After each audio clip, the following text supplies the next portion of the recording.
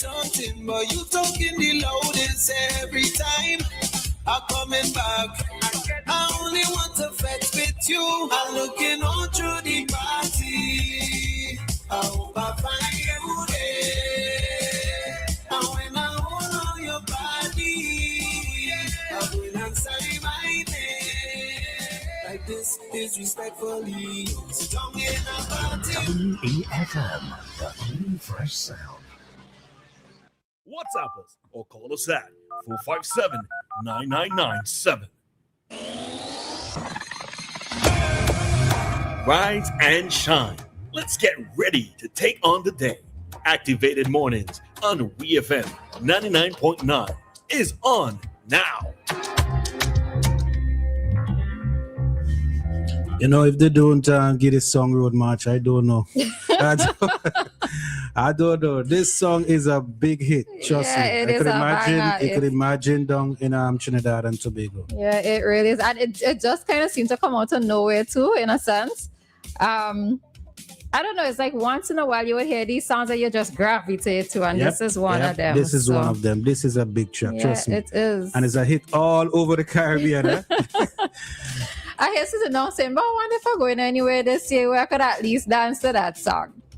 Because you know how I am. That's how they go. It's what I think I need to find at least one session where I could dance to that one. But, Easter coming up, so must find some way. True. But I mean, it's interesting because things, before people were saying that things are only happening around Easter, Carnival, Christmas, Independence in a sense, but now things are happening all the time. Like I didn't even realize an event happened on Sunday. Which event happened on Sunday? I think Overdose was on Sunday. Yeah, Overdose on Sunday. And on Saturday, no, not that Saturday, but before there was the GIG Juve in January. Yeah. So people have places to go, not necessarily nightclubs like how it was before. Discos back in the time. Where are all the nightclubs gone? But I know of only one. I see one being promoted. District nightclub, yeah. Right, but I'd already hear a lot of other nightclubs. So I remember you used to have a nightclub in Kingston. Touch? No, not Touch. It's somewhere up where DHL is. In between there. You used to have a nightclub. That's up the road. Yeah, that's up the road. I forgot the name of it. Nah, I just remember the nightclubs in town was Emotions and Crystals, because that was like long ago. Boy, what to tell you that was? It's probably where Touch used to be, I believe. Up inside, up in there. Okay. Yeah, but this was like so long ago. All right, did we say good morning, folks? Good morning, everybody. We are back with you for another day on Activating Mornings program here on WEFM. All right, hope that everybody is doing just fine. Yes, mommy. I'm struggling a little bit this morning, but it is what it is. All right, I struggle a little bit. And don't feel bad, but yeah, just struggle a little bit. You're gonna know why I said don't feel bad, but anyhow. But we're here with you for another day, all right? So we are going to get going. Yeah, all right. What do you have on the plate? You watched Budget yesterday? I did look and listen, but I had to be I was in and out listening to it. So there were things that I was able to capture, and we would get to that. But I think you wanted to touch on something before. Oh, yeah. Yeah. There was a meeting down in North Leeward with the MP. That was really, really interesting. Let me see if I could pull it up. Where is it? Anyway, it is about the Treasury. Right? The MP says that the Treasury, they actually make the Treasury practically empty. I find that is strange, though. You believe that?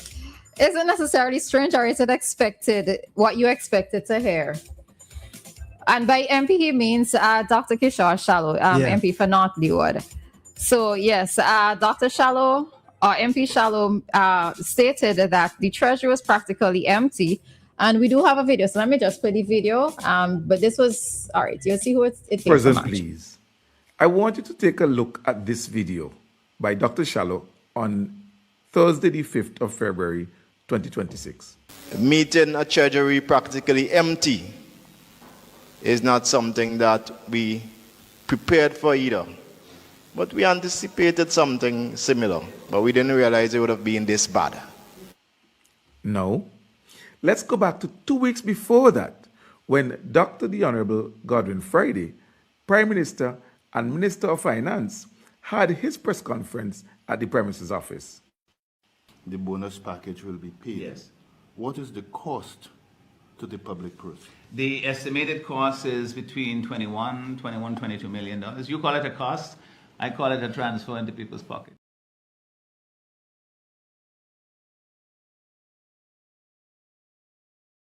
There. Seems like you have a problem with it at the end of the video. Yeah. Let me just say something. All right. So that was the video. And it was also something that was highlighted or spoken about at the beginning of yesterday's budget as well, budget presentation, where in words to the effect that the NDP administration, the NDP government has inherited a bad hand, right?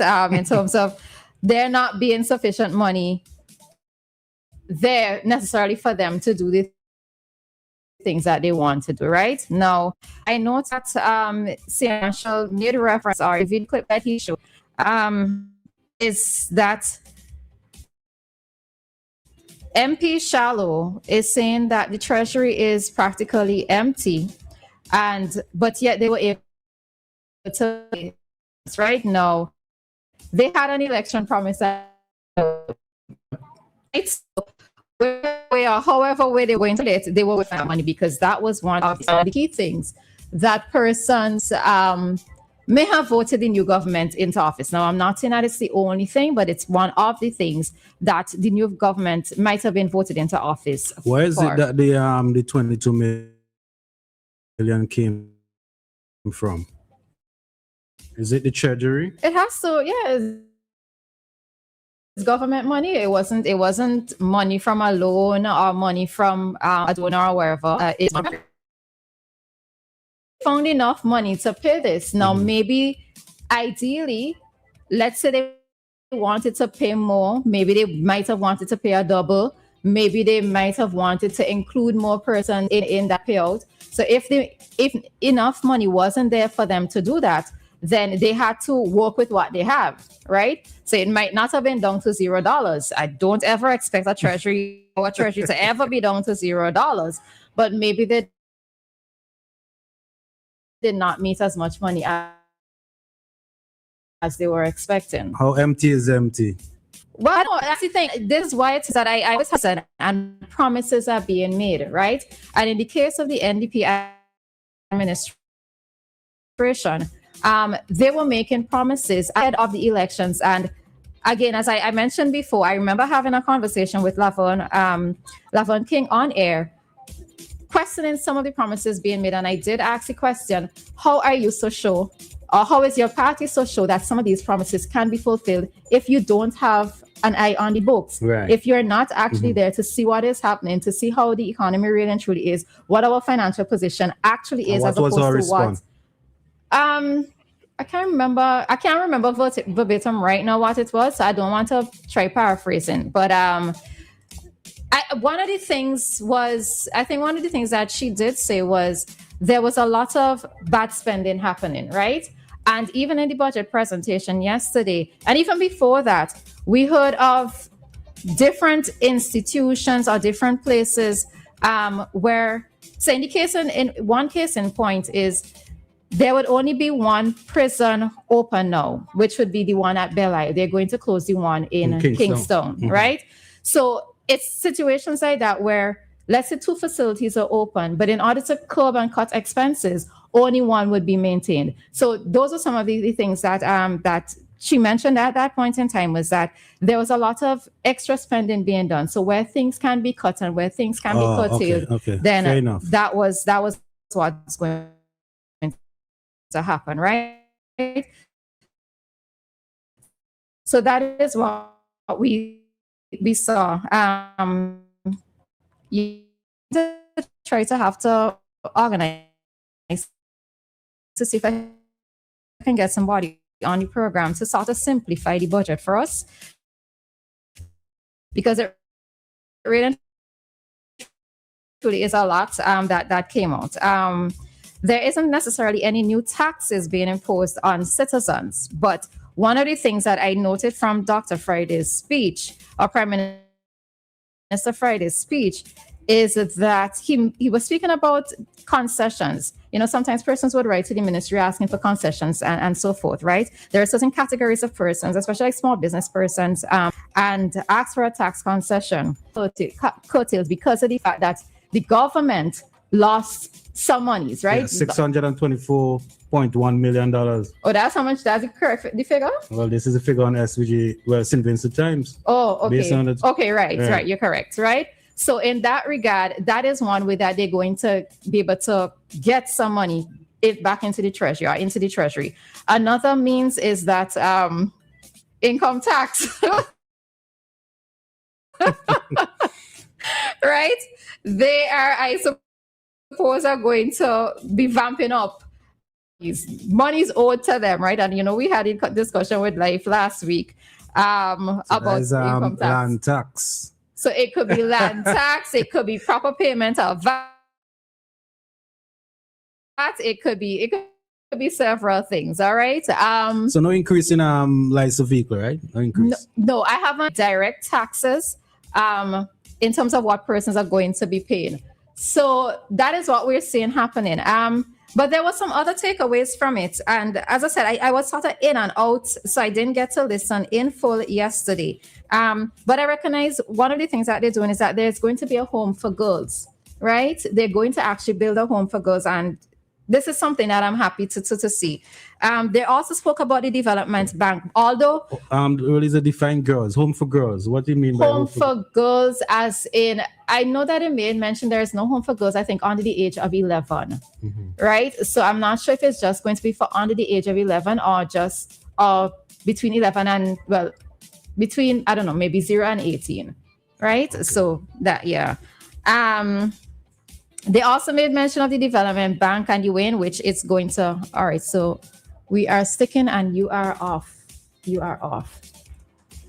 All right, let me just speak quickly and then we'll come out of this segment.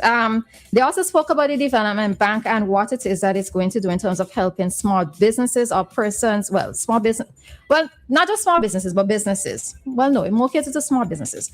But part of what it is that they're describing also, the CED, as it is currently established, also performs some of those duties. So I was kind of wondering if there's going to be a link with CED, but that's another thing as well, right?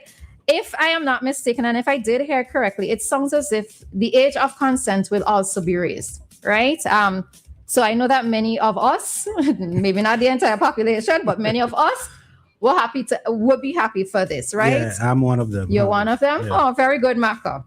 And also there was confirmation that the CBI program will be coming into effect, right? I think maybe that might have been one of the bigger takeaways in terms of there being a confirmation of the CBI program coming on stream. All right, so we have a little bit of technical issue. So what I'm going to do is that we're going to end this segment now.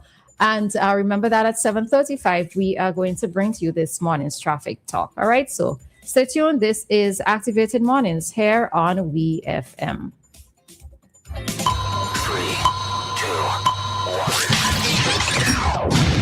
WEFM is SVG.